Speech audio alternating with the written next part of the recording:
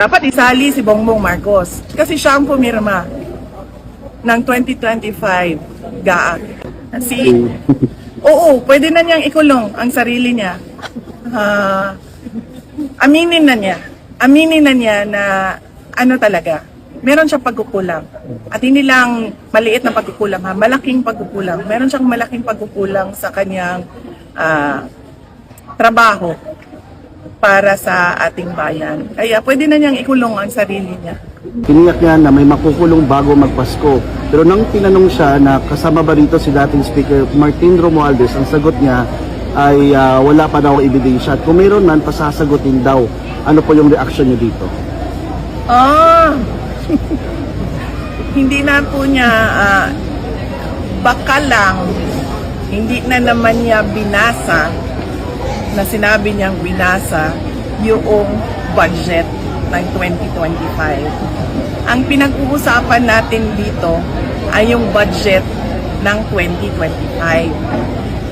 Makikita mo na yung project ng o yung budget ng Pangulo o Executive Department ay nasa NEP, nasa National Expenditure Program. Yun ay sinasubmit sa Congress. Pagdating sa GAB o General Appropriations Bill at pagdating sa GAA, yung batas ng ating budget, makikita mo ang daming project doon na wala sa NEP. Yun pa lang, ebidensya na yun. Doon pa lang, masasabi mo na itong congressman na ito ay merong insertion na katanggap. So, ibig sabihin, tingnan mo na kaagad na saan na yung project na ito na nakalagay sa distrito na to. 'Di ba? Ang pinaka-ebidensya natin dito ay ang 2025 budget. Huwag na tayo lumayo kasi doon makikita mo ang siningit ng Kongreso ng mga projects. Dapat doon nakatutok ang kanilang investigasyon. At paano natin nasabi na ebidensya yon kontra kay Martin Romualdez? Dahil pagdaan sa House, lumobo yung pera, lumaki yung budget galing sa NEP. O so, sino ba ang mag-uutos nun? Yung mga congressman na kung saan-saan lang?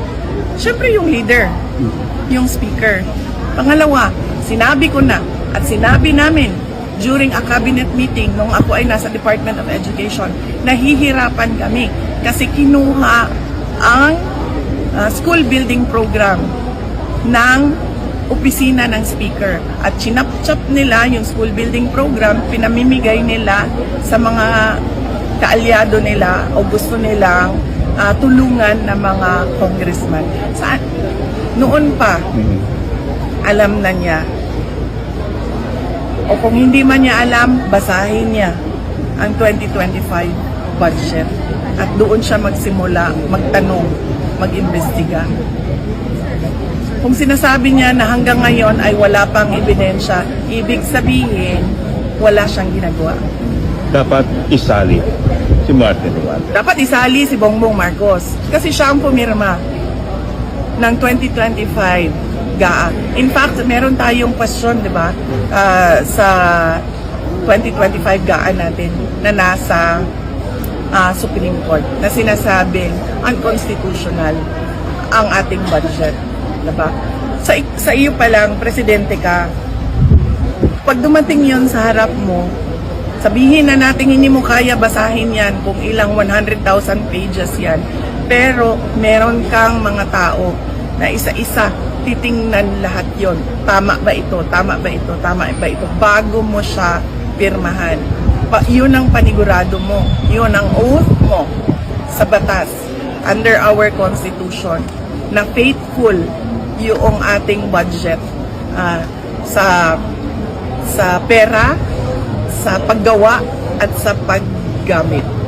Therefore, lahat ng mga anomalya doon kasama ang Pangulo. Kasi naging batas lang naman yon dahil sa pirma niya eh. Kung hindi niya pinirmahan yon, hindi naging batas yon. Hindi magagamit yung pera. Hindi lalabas yung pera. Isali sa makukulong vice bago magpasko. Oo, pwede na niyang ikulong ang sarili niya. aminin na niya na ano talaga, meron siyang pagkukulang. At hindi lang maliit na pagkukulang ha, malaking pagkukulang. Meron siyang malaking pagkukulang sa kanyang